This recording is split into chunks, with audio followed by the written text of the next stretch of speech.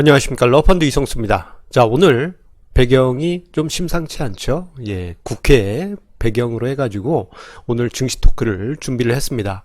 자, 왜냐? 자, 우리가 투자하는 데 있어서 매우 중요한 이자와 배당소득 관련해가지고요. 국회에서 금융소득 종합과세 기준이 1,000만 원으로 하향되는 법안이 발의되었기 때문입니다. 자, 이번 주 어제 휴일이 있기 전에 법안이 발의가 됐는데요. 자, 금융소득 종합과세, 자, 지금 현재는 2천만 원이지만 자, 이것이 이제 1,000만 원으로 낮아져야 된다라는 그 법안이 발의가 됐습니다. 자, 물론 지금 앞서 보여드렸던 국회가 좀 열심히 쉬고 계시기 때문에 법안이 통과되는 데 시간이 많이 걸리겠습니다만, 자, 이 과정은 어떻게 보면은 필연적인 과정이라고 보입니다. 벌써 5, 6년 전에 자, 금융소득 종합과세가 2천만 원으로 낮아졌을 때 1,000만 원으로 더 낮춰야 한다라는 의견이 계속 개진되어 왔기 때문이죠. 자, 그렇다면 자, 주식 투자자 입장에서 자, 금융소득 종합과세 이것을 어떻게 봐야 될지 함께 생각해보는 시간을 가져보도록 하겠습니다. 자, 여기서 잠깐 금융소득 종합과세의 과거 히스토리를 먼저 살펴보도록 하겠습니다. 자, 금융소득 종합과세 요 법안은 벌써 한 20년 넘는 그 히스토리를 가지고 있습니다. 자, 1996년과 97년에 이게 거의 시행됐다가 IMF 사태가 터져서 전면 유보되었습니다. 자, 그리고 어느 정도 IMF 사태 충격이 가신 후인 2001년에 부활이 됐는데요. 요때는 부부 합산 4천만 원이라는 기준으로 있었어요. 그러다 보니까 이게 좀 문제가 있다. 이게 부부는 별개인데 경제적으로 독립 주체인데 이것을 합산으로 해가지고 계산을 하면 예를 들어서 별거하고 있는 가정이다 그러면 자신은 생각하지도 않았는데 금융소득 종합과세 대상이 될 수도 있죠. 자, 결국 2002년에 부부 합산 결정하는 것에 대해서 위헌 판결이 났고 결국 부부 각각 4천만 원으로 금융소득 종합과세 기준이 어떻게 보면은 더 넓어지게 됩니다. 부부 합산으로 하면은 8천만 원이에요. 자, 그러다가 이자 배당 소득이 가구당 8천만 원 이상 맞는 가구는 거의 없습니다. 자, 그러다 보니까 이 금융소득 종합과세가 의미 없다라는 의견이 계속 나왔고 2013년입니다. 자, 그때 2천만 원으로 하향되면서 금융소득 종합과세가 시행이 됐고 드디어 이제 금융소득 종합과세를 1,000만 원으로 하향하는 그 법안이 발의가 됐습니다. 자, 이 1,000만 원도요. 올해 갑자기 등장한 게 아니고 이미 몇 년 전부터 계속 1,000만 원으로 낮춰야 된다. 금융소득 종합과세 대상이 너무 작다. 그러한 의견이 계속 있어 왔습니다. 자, 작년에 재정특위에서 이에 관한 논의가 심층적으로 진행이 됐고 결국 법안이 발의가 되었습니다. 자, 그런데 보게 되면요. 자, 2017년 기준으로 해가지고 금융소득 종합과세 대상 인구가 9만 명이었어요. 자, 그런데 1,000만 원으로 낮추게 되면은 40만 명으로 대략 31만 명이 늘어나게 됩니다. 자, 그런데 자, 이렇게 보면은 야, 이거 엄청나게 늘어나는 거 아니야? 이렇게 생각하실 수 있겠지만 대부분의 투자자는 대상이 되지 않아요. 왜냐하면은 40만 명으로 늘어나도 소득 인구의 1.8%에 불과하기 때문입니다. 비율이 별로 안 되죠? 자, 다만 예상치 않은 상황으로 인해서 자, 투자금이 작은 분들도 금융소득 종합과세 대상이 될 수가 있어요. 이 부분을 우리가 조심스럽게 생각할 필요가 있는 것입니다. 자, 그래서 우리가 금융소득 종합과세 기준이 1,000만 원으로 낮아지게 될 때, 자, 중요하게 봐야 될 체크 포인트를 이야기를 드리겠습니다. 자, 첫 번째로는 ETF와 펀드 투자 시에 자, 금융소득 종합과세 대상이 될 수도 있는지의 여부를 체크할 필요가 있어요. 왜냐? 자, 우리가 국내 주식형 펀드나 국내 주식이나 뭐 국내 주식 ETF나 자, 이런 경우에는 매매 차익에 대해서 또는 수익에 대해서 비과세 내지는 그냥 거래세로 퉁치는 경우가 대부분이죠. 자, 그런데 자, 국내에서 상장된 국내에서 판매 뭐 이런 식으로 자, 판매된 해외 주식형 펀드나 또는 국내 상장 해외 ETF나 그리고 국내의 ETF 중에서 뭐 원자재나 뭐 이런 식으로 뭐 주식 관련한 기준이 아닌 기타 ETF 그리고 ETN 중에 주식 관련된 거 제외 그리고 ELS 등은 그 소득이 배당소득세로 잡히게 됩니다. 내가 해외 주식형 펀드에 투자했는데 그냥 뭐 어떤 세제 혜택이 있는 계좌는 아니에요.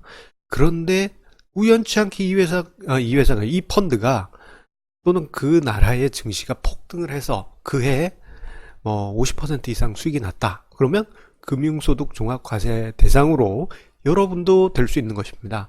지금 제가 상황을 한번 예로 들어 드려 놨는데요. 만약에 5천만 원 정도의 투자를 한다. 이 정도 금액이면은 은근히 많은 분들이 펀드 투자 요 정도로 하시는 분들도 많이 계시죠.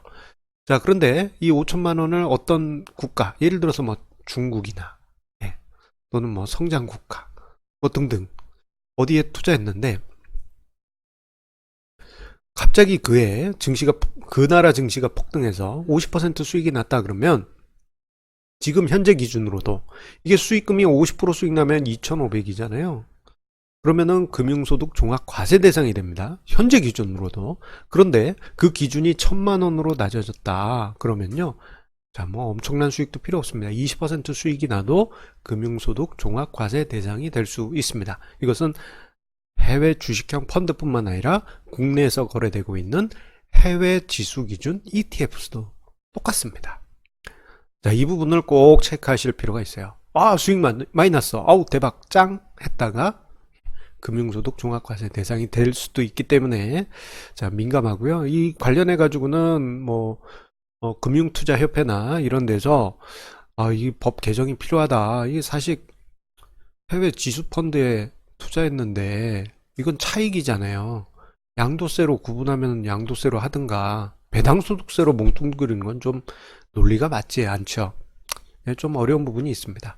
자, 그리고 체크포인트 두 번째입니다. 자, 이것은 괴이한 초고배당 상황이 발생하면 유의하자. 이게 무슨 얘기냐? 가끔씩 보게 되면요. 뭐 경영진이나 오너들의 사익을 위해서 초고배당을 하는 기업이 1년에 한두 개씩 꼭 발생합니다.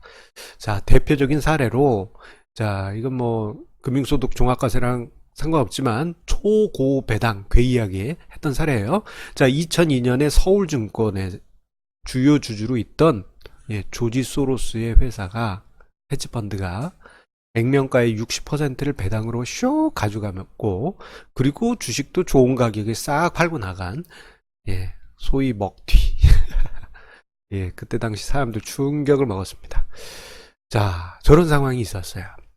자, 저런 괴이한 초고배당을 받게 되면 자, 뭐 그냥 배당만 받게 되면 땡큐죠. 일단은 땡큐일 수 있지만 자, 금융소득 종합과세 대상이 될 수 있기 때문에 초고배당 어떤 종목이 초고배당을 하는데 그냥 고배당도 아니고 말도 안 되는 수익률이에요. 뭐 20%, 100%뭐 이런 식으로 시가 수익률, 시가 대비 시가 대비 가끔 있어요. 자, 그런 일이 벌어졌다. 그러면 배당 받으려고 하지 마시고요. 그냥 시세 차익을 거두는 게 오히려 유리할 수가 있습니다. 그런데 나는 뭐 몇백만 원 정도의 작은 금액입니다. 그러면은 별로 상관없지만 자, 여러분들이 계산기 등장! 계산기를 딱 이용해 가지고 딱 계산했는데 내가 여기서 받은 배당이 뭐 1,500이고 딴 데서 뭐 이자 소득이 500만 원이 나왔다 그러는데 뭐 기준을 넘어갔다. 그럴 경우에는 예, 조금 이제 저런 배당은 아예 받을 필요가 없겠죠. 예. 자, 그리고 세 번째입니다. 세 번째는 이자는 한 번에 몰아서 받지 마시라라는 점입니다. 자, 보통 이제 장기 예금이나 또는 어떤 조건이 까다로운 금융상품 같은 경우에는 자, 이자나 배당이 일시에 지급되는 경우가 왕왕 있습니다. 자, 그런데 금융소득 종합과세 기준이 2천만 원에서 1천만 원으로 낮아지게 될 경우 어떻게 되겠습니까?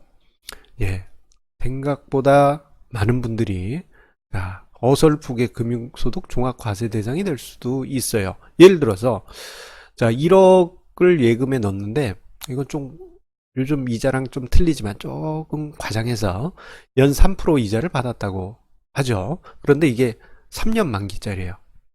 그런데 3년 만기 때 이자를 몰아서 받는 구조다 한다면 예, 900만 원을 받게 됩니다. 900만 원이면 금융소득 종합과세 그때 시점에 1000만 원으로 낮아져 있다면 100만 원밖에 여지가 없어요.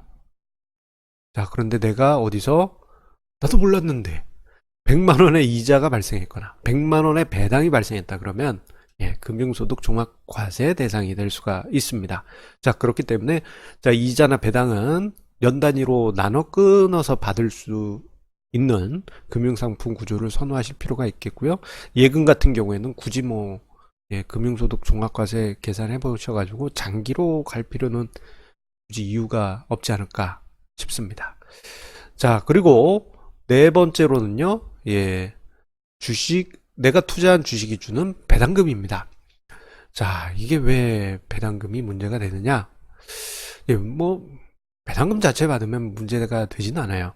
그런데, 우리와 같은, 예, 제가 선호하는 투자 방식인 가치 투자자 같은 경우에는 배당 수익률이 높은 편입니다.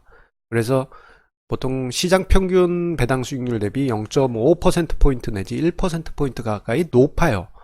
자, 그러니까 이번 최근 같은 경우에는 2 내지 3% 수준의 배당 수익률인데 자, 보겠습니다. 만약에 3억을 투자한 투자자다 그러면은 3% 배당 수익률을 거두면 900만 원이에요. 자, 금융소득 종합과세 대상이 1000만 원으로 낮아질 경우에는 자칫 다른 이자 소득하고 섞여가지고 금융소득 종합과세 대상이 될 수가 있는 것입니다. 자, 그런데 은근히 예, 주식 투자하신 분 중에 3억 이상으로 하신 분들 많이 계세요. 자, 이 투자하시는 분들의 투자 자금 그라데이션을 보게 되면요, 아예 그 한 5천만 원 언더에 자금으로 투자하시는 직장인 투자자분들이 거의 대부분을 차지하시는데 5천에서 한 2억 정도는 좀 이제 빈 공간처럼 예, 움푹 들어갑니다. 그 투자 인구 비율이. 그리고는 이제 3억 이상에서는 또다시 이렇게 인구 대비해서 비율이 높은 편이에요. 생각보다 많은 분들이 예, 거액으로 투자하신 분들이 많이 계십니다. 자, 그런데 배당소득 때문에 금융소득 종합과세 대상이 되면은 불편할 수가 있죠. 특히나 이제 금융소득 종합과세 대상이 아니었는데 대상이 되게 될 경우에는 올해부터 턱걸이로 들어왔다 그러면은 당장 문제되는 게 이제 뭐 세율 자체는 큰 문제가 되지 않습니다만 건강보험료가 많이 늘어날 수가 있어요. 그래서 금융소득 종합과세를 예, 좀 회피하려고 하신 분들이 많이 계십니다. 그래서 내가 생각했을 때 올해가 잘못하면 그 기준에 들어갈 수도 있겠다라고 생각이 되시면요, 배당락 기준일 즈음에 뭐 초짜 빼죠. 고배당 종목 이제 예상되는 게 있지 않습니까? 이 종목은 한 10% 가까이 돼. 뭐 초고배당일 수도 있겠네요. 예, 그런 식으로 고배당 수익률이 예상되는 종목은 잠시 배당락 전에 매도했다가 다시 사더라도 배당을 회피하는 방법이 있습니다. 그러면 전체 포트폴리오를 매도할 필요가 없죠. 예, 일부만 살짝 발 뺐다가 다시 사는 방법. 그리고 대안투로는 제가 밑에 예, 사진 참조 영화 쇼생크 탈출이라는 부분을 제가 이거 숨김 처리를 안 했네요. 자, 거기 영화의 명대사 예, 이런 명대사가 있습니다. 사모님을 믿으십니까? 영화 쇼생크 탈출 보신 분들은 예, 기억이 나실 겁니다. 바로 이 장면이죠. 예, 너무 빨간 줄이 많네요. 예, 잠깐 지우고 예, 옥상에서 방수 작업을 하다가 주인공이 예, 간수장에게 부인을 믿느냐 그랬더니 화가 나가지고 막 멱살 잡는데 그러면서 부인에게 돈을 증여하세요 하면서 막 이거 샥 나옵니다. 예, 일정 부분 예, 사모님을 믿으신다면 또는 남편을 믿으신다면 일정 부분 증여를 하시는 것도 방법이 될 수가 있습니다. 물론 배우자분이 금융소득 종합과세가 너무 세면 금융소득이 너무 많으시면은 해당이 안 되겠죠. 예, 그거 감안해서 참고하시는 방법도 될 수 있겠습니다. 자, 마지막입니다. 자, 금융소득 종합과세 예, 우리가 주식 투자를 계속하면서 복리로 자산을 차근차근 쌓아가게 되면요. 어느 순간에는 예, 금융소득 종합과세를 피할 수 없는 상황에 이르게 될 겁니다. 그 시간이 이제 수년이 될 수도 있고 또는 십수년이 걸릴 수도 있고 지금 젊은 투자자분들은 한 20년 이렇게 오래 걸릴 수도 있어요. 하지만 복리의 효과는 장기적으로 여러분들을 차근차근 금융소득 종합과세 대상에 가깝게 놓이게 해줄 겁니다. 그전에는 마음껏 이렇게 복리로 불려갔는데 행복한 고민이 생기는 거예요. 행복한 고민. 자, 그래서 처음에는 이제 금융소득 종합과세 대상이 되지 않기 위해서 여러 가지 피할 수 있는 방법을 강구하겠죠. 여러 가지 방법들. 자, 하지만 투자 금액이 더 커지게 되면요. 오히려 담담히 맞으실 필요가 있다라고 생각이 됩니다. 자, 왜냐? 이미 그 정도가 되게 되면요. 피하려고 해도 더 이상 피할 수 없을 정도로. 자, 마치 공룡이 조그만 예, 공룡인 수준일 때는 나무 사이에도 숨고 이렇게 숨지만 점점점 몸이 커지게 되면 피하려고 해도 피할 수 있는 나무가 없는 것처럼 여러분들의 투자 자산이 점점 커지게 되면 더 이상 피할 수 없는 위치에 놓이게 될 것입니다. 그리고 그때가 되면요, 이미 그 정도가 되면 여러분들은 상위 1% 내에 부자 반열에 들어가 계실 거예요. 금융소득 종합과세, 물론 불편한 것은 사실입니다만, 제가 아는, 분들 같은 경우에는 아예 그냥 금융소득 종합과세 피하지 않고, 예. 그러니까 이미 몇 번 겪으신 거예요, 몇 회. 처음 겪을 때는, 이거 뭐야! 했다가, 이제 어느 정도 선을 넘어가신 거죠. 그런 분들 같은 경우 오히려 담담하게 맞으시는 분들이 많이 계십니다. 오히려 꼼수 썼다가 예, 다른 더 큰 것을 잃는 경우를 본인이 경험했기 때문입니다. 예, 그날이 여러분들 꼭 오실 겁니다. 자, 금융소득 종합과세 대상이 되시는 그날 행복한 고민과 함께 그것을 이룰 수 있도록 성공 투자 꼭 이어가시 바랍니다. 자, 항상 우리 애청자님의 구독, 좋아요 공유해 주시는 마음 감사드리면서요. 자, 이 영상의 칼럼도 오늘 링크 하단에 준비를 해놨습니다. 자, 영상 상세 보기 보시면서요. 자, 링크 참고해 주시고요. 자, 벌써 주말입니다. 자, 주말 이틀 동안 편안한 시간 보내시고 다음 주 월요일에도 성공 투자 꼭 이어가시기 바랍니다. 자, 여러분들 예, 행복한 고민, 금융소득 종합과세 그날까지 함께 성공 투자 꼭 함께 만들어 가시죠. 감사합니다.